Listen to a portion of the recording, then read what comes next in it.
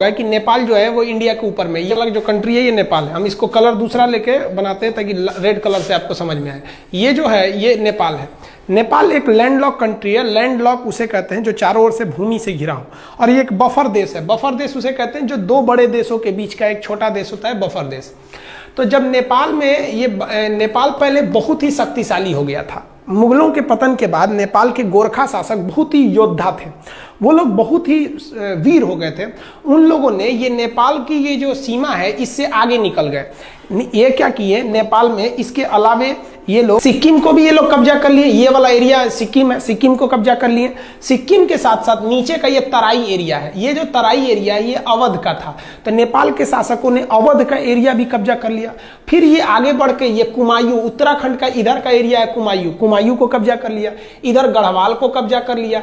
कुमायूं और गढ़वाल को मिला देते हैं तो उत्तराखंड हो जाता है। इन दोनों को कब्जा कर लिया। और यहाँ थी सतलज नदी और ये थी तीस्ता नदी। तो नेपाल की जो सीमा बन गई वो सतलज नदी से लेकर कहां तक हो गई, ये तीस्ता नदी तक हो गई। ये यहाँ टी लिख देते हैं, तीस्ता, एस फॉर सतलज। सतलज से तीस्ता नदी के बीच में इनकी क्या हो गई, सीमा बन गई। इतना लंबा इनका क्षेत्र हो गया। इन बढ़ते साम्राज्य को देखते हुए ब्रिटिशर्स, उस समय तो हम लोग स्वतंत्र थे नहीं, इंग्लैंड का कब्जा था हमारे ऊपर, तो जो ब्रिटिशर्स थे सब इंग्लैंड वाले, उन्होंने इसके साथ युद्ध कर दिया। उस युद्ध को कहते हैं एंग्लो नेपाल वार, आंग्ल नेपाल युद्ध। यह युद्ध चला 1814 से लेकर 1816 के बीच में। इस युद्ध में गोरखा बहुत वीरता से लड़े, लेकिन अंग्रेजों का हथियार अच्छा था, उनकी स्ट्रेटजी अच्छी थी। अंततः अंग्रेजों की जीत हो गई और 1816 में एक संधि साइन हुआ। उस संधि यानी समझौते का नाम था सुगौली की संधि। अब आपसे क्वेश्चन ये पूछ सकता है कि सुगौली की संधि कब साइन हुई थी। तो देखिए, सुगौली की संधि साइन हुई थी 1815 में, याद रखिएगा। और वो इम्प्लीमेंट यानी कब उसको अमल में लाया गया, कब से वो लागू हो गया, तो वो 1816 से। तो आप 1816 ही याद रखिएगा क्योंकि उसी दिन से वो लागू हुआ था। एक क्वेश्चन और पूछता है कि सुगौली कहाँ पे है, तो सुगौली बिहार के चंपारण में है। यहीं पे समझौता हुआ था गोरखा और अंग्रेजों के बीच में। इस समझौते के तहत कुछ बातें कही गई थी, उसको समझिए। इस समझौते के तहत कहा गया कि गोरखा लोगों ने जो गढ़वाल जीता है वो अंग्रेजों को वापस करे, कुमायूं वापस करे, तराई का क्षेत्र वापस करे, सिक्किम वापस कर दे। तो जब ये वापस कर देगा तो नेपाल की तो सीमा बदल जाएगी। अब सतलज से तीस्ता थोड़ी रहेगी जब ये वापस कर देगा तो। तब नेपाल की एक नई सीमा का निर्धारण किया गया जिस पर लेकर अभी विवाद चल रहा है। तो उस सीमा का नाम क्या है, तो समझते हैं हम लोग। आंग्ल नेपाल युद्ध में जब नेपाल की पराजय हुई तो अंग्रेजों ने नेपाल के लिए सीमा का निर्धारण कर दिया। उन्होंने कहा कि उत्तराखंड में जो शारदा नदी है, इसी शारदा नदी को ना नेपाल के लोग काली या महाकाली कहते हैं। तो जो महाकाली नदी है वो यहाँ से सीमा बनाएगी पश्चिम से, और इस सर में मेची नदी वो नेपाल से ही निकलती है। नेपाल का लास्ट नदी है मेची नदी। ये मेची नदी नेपाल से निकलकर बिहार के किशनगंज, इधर पे जिला है किशनगंज में महानंदा नदी से वर्तमान में मिल जाती है। तो ये इधर में महाकाली नदी बॉर्डर बन गया और यहाँ पर मेची नदी बॉर्डर बन गया। इन्हीं के बीच में क्या हो गया भैया, नेपाल हो गया। और नीचे में त्रिवेणी, आप पता होगा बिहार के चंपारण में त्रिवेणी बांध है, तो नीचे में त्रिवेणी नदी। तो ये नीचे का एरिया था, वो विवाद का कारण नहीं है। वर्तमान विवाद का काम महाकाली नदी। तो आप समझ गए। अब बात समझते हैं ये क्या चीज है, काला पानी और ये लेपुलेख विवाद, इस सब के बारे में। तो इतना समझे। अब नेक्स्ट स्लाइड में हम समझते हैं, ध्यान से समझिएगा। ये जो ट्रीटी थी, ट्रीटी को अगर आप ध्यान से देखेंगे इस पे, तो हम आपको समझा दिए थे। इंडिया नेपाल के बीच में एंग्लो नेपाल वार 1814 से 16 के बीच हुआ। सिगौली की संधि चंपारण में है 1816 में। कौन कौन से एरिया वापस करना पड़ा था, गढ़वाल, कुमायूं, तराई और सिक्किम का एरिया। नदी कौन कौन सी हो गई, महाकाली नदी से लेके, महाकाली नदी यहाँ से, और इधर में मेची नदी के बीच में ये हो गया था। आप भले इसका स्क्रीनशॉट ले सकते हैं। पहले जो नेपाल था, पहले का नेपाल की सीमा यहाँ पे क्या थी, सतलज नदी, और इधर में तीस्ता नदी। लेकिन बाद में क्या कर दिया गया, नेपाल की सीमा को, नेपाल के सीमा को यहाँ पे ये हो गया आपका नेपाल में इधर बना दिया गया मेची नदी को, कि भैया पूरब में आपका मेची नदी और इस साइड में महाकाली नदी। तो ये सुगौली की संधि के बाद का है। नेपाल कहता है कि भैया हम इसी को मानेंगे। तो विवाद कहां से है, इसको मानेंगे। तो समझिए इसके बारे में। हालांकि इसका स्क्रीनशॉट लेना चाहते हैं तो ले सकते हैं, नहीं तो आप एक नोट्स बनाते चलिएगा। विवाद का कारण क्या है, तो उत्तराखंड से हम लोग को मानसरोवर यात्रा की शुरुआत करानी थी हम लोग को। तो मानसरोवर यात्रा कैसे होगा, तो ध्यान से देखिए। मानसरोवर यात्रा के लिए हम लोग एक बहुत लंबा रास्ता तय करते थे। मानसरोवर जाने के लिए हम लोग सिक्किम के यहाँ पर एक दर्रा है जिसका नाम है नाथुला दर्रा। इस नाथुला दर्रा से हम लोग कैलाश मानसरोवर जाते थे। यहाँ शंकर जी का स्थान है कैलाश मानसरोवर पर्वत पर, महाकाल। तो यहाँ हम लोग जाते थे जो श्रद्धालु हैं। तो भारत सरकार ने सोचा कि क्यों ना हम इन लोग को उत्तराखंड के रास्ते पहुंचा दें। यहाँ पर भी एक दर्रा है जिसका नाम है लेपुलेख दर्रा। तो यहाँ से क्यों ना पहुंचा दे। आप खुद देखिए कि यहाँ से बहुत फायदा होगा, दूरियां घट जाएंगी। इससे एक और फायदा क्या हो जाएगा कि हम चाइना से फ्यूचर में जब कभी युद्ध होता है तो हम यहाँ से सेना भी पहुंचा सकते हैं, क्योंकि चाइना का भरोसा करना बेवकूफ़ी होगी। तो भारत सरकार ने यही सोचा कि भैया हम यहाँ सड़क बना देते हैं। तो भारत सरकार में जितनी भी सीमा पर सड़कें बनेंगी बॉर्डर पे, वो बनाने का काम करता है border road organisation BRO, border road organisation BRO। ये सेना के अंडर में एक संस्था है, यही काम करती है। ये क्या करेगी भैया, बॉर्डर पे सड़कें बना। अब विवाद कैसे हो गया देखिए, यहाँ पर काला पानी एक जगह का नाम है, काला पानी तक सड़क थी। उस सड़क को आगे बढ़ाकर लेपुलेख दर्रा तक लाया गया। यह सड़क की लंबाई थी 80 किलोमीटर। अब नेपाल कह दिया कि भैया आप ये जो सड़क बनाए हैं 80 किलोमीटर, ये हमारे एरिया में है, क्योंकि काला पानी और लेपुलेख दर्रा, लेपुलेख ये तीनों देशों के सीमा पर है। इधर में नेपाल, इधर में इंडिया, इधर नेपाल, इधर चाइना। तो ये जो आप सड़क बनाए ना, ये सड़क गलत है, ये हमारे एरिया में आप मत बनाइए। नेपाल कह रहा है कि हम सुगौली की संधि को मानते हैं, भारत कह रहा है कि हम भी उसी को मानते हैं। फिर विवाद कैसे हुआ समझिए ध्यान से। देखिए आप इसको समझ लीजिए कि नेपाल है, यहां मान के चलिए नेपाल है, ये नेपाल हो गया, और यहां पर उत्तराखंड है, इधर का एरिया ये उत्तराखंड में। जो महाकाली नदी है उसकी 3 ठो शाखाएं हैं। ध्यान से समझिए, आप नक्शा को देखिए, जिसको हम ब्लैक कलर से किए हैं ये नेपाल है, और ये जो रेड कलर से बना दिए हैं ये इंडिया का उत्तराखंड राज्य है। अब सुगौली की संधि कहा गया था कि ये जो ब्लू कलर की नदी आ रही है, ये महाकाली नदी, ये नेपाल और इंडिया का बॉर्डर बनाएगी। दिक्कत इस बात की है कि नदी का उद्गम जो है वो 3 नदियों से मिलकर होता है। एक इधर वाले का नाम है लिम्पियाधुरा, इधर जो है लिम्पियाधुरा, तो सबसे इधर वाला एरिया है लिम्पियाधुरा, इधर में हो गया काला पानी, और सबसे लास्ट में है लेपुलेख, सबसे लास्ट में लेपुलेख। इंडिया कहता है कि जो महाकाली नदी शुरू हो रही है वो लेपुलेख से शुरू हो रही है। कहां से शुरू हो रही है? लेपुलेख से। इसलिए लेपुलेख से जब ये शुरू हो रही है तो इधर का पूरा एरिया मेरा हो गया। नेपाल क्या कह रहा है ससुरा कि जो महाकाली नदी शुरू होती है वो लेपुलेख से नहीं शुरू होती है। नेपाल कहता है कि यह लिम्पियाधुरा से शुरू होती है। लिम्पियाधुरा से जब शुरू होती है तो ये बॉर्डर होना चाहिए। यानी सारा का सारा झमेला ये इसी एरिया के लिए, ये हल्का सा जो एरिया इसको हम दूसरे किसी कलर से कर देते हैं, ये एरिया से विवाद है। सारा विवाद इसी एरिया को लेकर हो रहा है।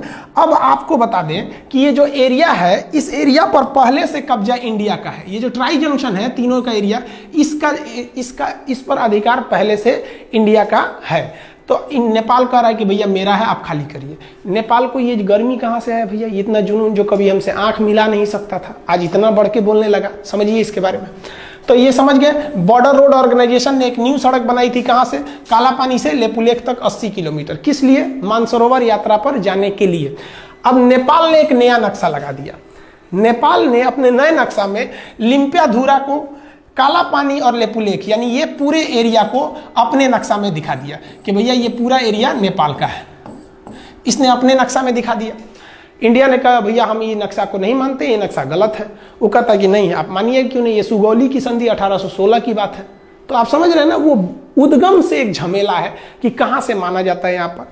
अब थोड़ा समझिए नेपाल ऐसा क्यों कर रहा है। नेपाल में अभी जो सरकार है वो सरकार है नेपाल कम्युनिस्ट पार्टी की। जैसे अपने यहाँ भारत में बीजेपी की सरकार है, उसी तरह फिलहाल नेपाल में नेपाली कम्युनिस्ट पार्टी है। ये चाइना की कम्युनिस्ट पार्टी से बहुत मैच करती है, दोनों की विचारधारा मैच करते हैं, इसलिए ये चाइना की ओर बहुत बह रहे हैं। और उसके प्राइम मिनिस्टर हैं KP शर्मा ओली। ये तो समझिए कि एकदम बैठे हैं चाइना की गोद में जाने के लिए तैयारी में।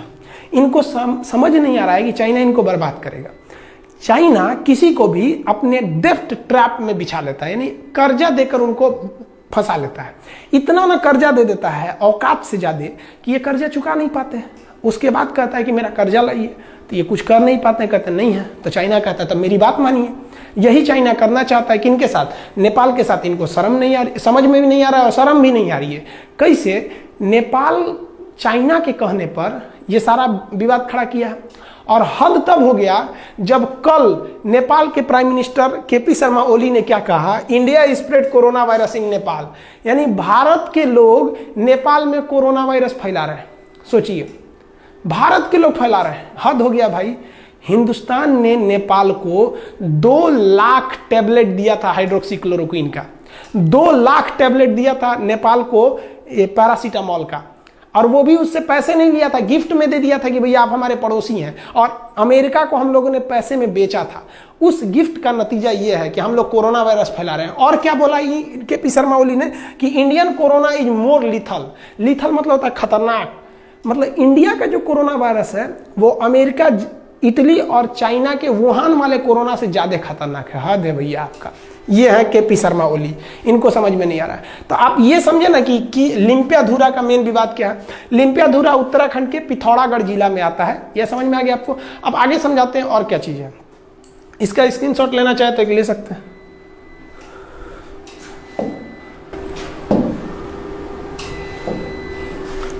देखिए, जो सड़क बनाया गया है वो सड़क बनाना जरूरी भी था।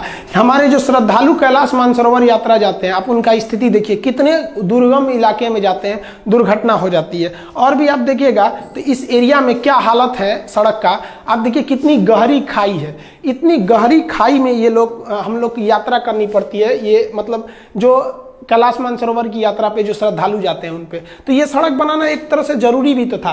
तो बॉर्डर रोड ऑर्गेनाइजेशन ने पहाड़ तोड़ के सड़क बनाया। देखिए, इतना आसानी से सड़क नहीं बनते हैं, ये पहाड़ तोड़ के सड़क बनाया। और बनने के बाद नेपाल कह रहा है कि भैया ये एरिया हमारा है, आप खाली कर दीजिए।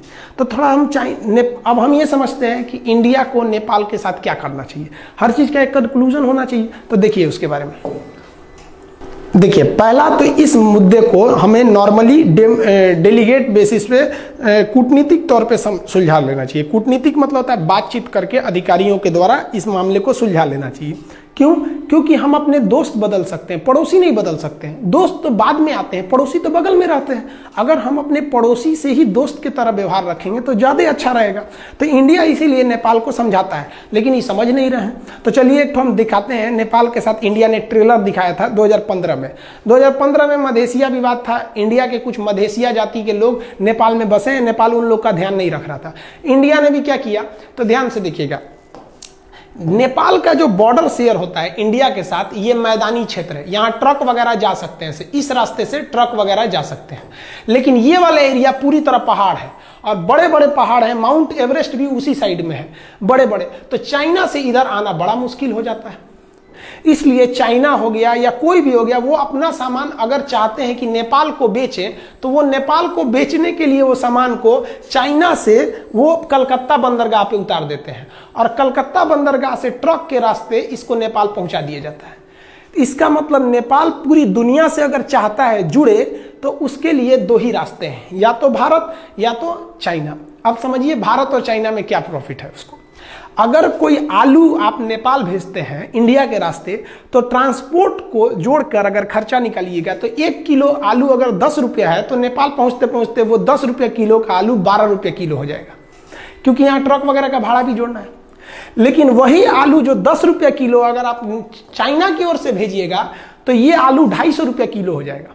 इतना भयानक इधर मतलब पहाड़ है, सबकी जा ही नहीं पाएंगे आप यहाँ पे। तो इसलिए नेपाल को भी सोचना चाहिए कि भैया अगर भारत ने यहाँ से ब्लॉक कर दिया तो हालत खराब हो जाएगा।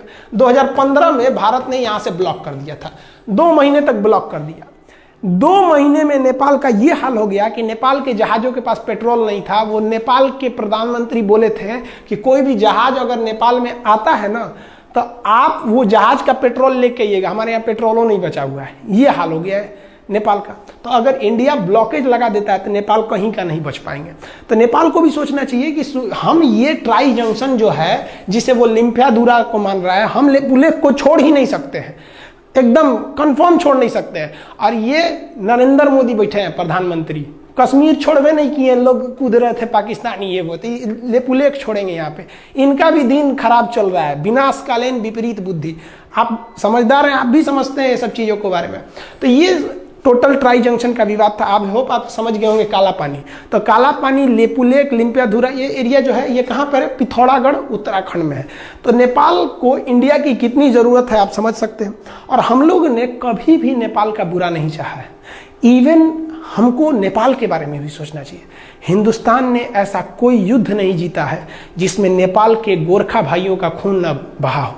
हमारे जनरल थे मानिक साहब, बहुत ही बहादुर फील्ड मार्शल, जनरल से भी ऊपर का पद होता है फील्ड मार्शल। इतना ऊपर पद होता है सेना में कि आज तक 2 ही लोग को मिला ही, KM करियप्पा और मानिक शाह। मानिक शाह ने बोला था कि अगर तुमसे कोई कहता है कि मुझे मरने से डर नहीं लगता है तो समझ जाना वो झूठ बोल रहा है, या तो वो गोरखा सिपाही है। तो भारत में गोरखा सैनिक भी है। तो हमें ये भी देख के चलना है कि नेपाल से अच्छा संबंध बना के रखें ताकि वहाँ से हमारे देश में गोरखा सैनिक आ सके। बहुत ही योद्धा होते हैं और पहाड़ों पर लड़ने के लिए माहिर होते हैं। और कश्मीर में पहाड़ी एरिया में वो बहुत कुशलता से अंजाम दे सकते हैं। कारगिल की लड़ाई में भी वो लोग भाग लिए थे। हम भी भगवान से दुआ करते हैं कि भाई जल्दी जल्दी, एक तो कोरोना का संकट है, उस पर से एक नया संकट लेके चले आए, तो इसको भी जल्दी से सुलझा लेंगे नेपाल और भारत के इस रिश्ते को। आई होप आप इसको समझ गए होंगे। नेक्स्ट हम आपको समझा देंगे कि टूर ऑन ड्यूटी क्या चीज़ है, सेना में 3 साल कैसे जाना है, फिर नेपाल से क्या, नेपाल के साथ चाइना के साथ अभी जो नया विवाद हो गया है वो क्या चीज़ है, इस सब के बारे में हम समझा देंगे। वीडियो 5-6 दिन से नहीं डाल पाए एक्चुअली, बहुत लॉकडाउन के पीरियड में सबको बहुत सारे काम हैं। बहुत से ऐसे गांव हैं जहां पे गवर्नमेंट नहीं पहुंच पा रही है, उन लोग को भी खाना पानी देना रहता है। तो आपको भी अगर कहीं ऐसा लगता है कि कोई ज़रूरतमंद है तो आप भी वहां जाइए, हर काम छोड़ के वहां जाइए, क्योंकि बार बार अपने देश को सेवा करने का मौका आपको नहीं मिलेगा। यही वक्त है कि आप अपने कामों के बीच में से कुछ समय निकाल के उनको भी समय दीजिए। तो जब अब कभी कभी वीडियो रुक जाता है तो आप बात समझिए बाबू, उस काम को भी हम छोड़ नहीं सकते। तो थोड़ा हम उधर बिजी थे इसलिए हम वीडियो नहीं बना पाए, अब आ गए हैं, अब वीडियो कंटिन्यू रहेगा। आई होप आप ये समझ गए होंगे। नेक्स्ट वीडियो में हम फिर चर्चा करेंगे, अब सब्जेक्ट भी स्टार्ट कर देंगे, बायोलॉजी जो छोड़े थे या फिर पॉलिटी वगैरह।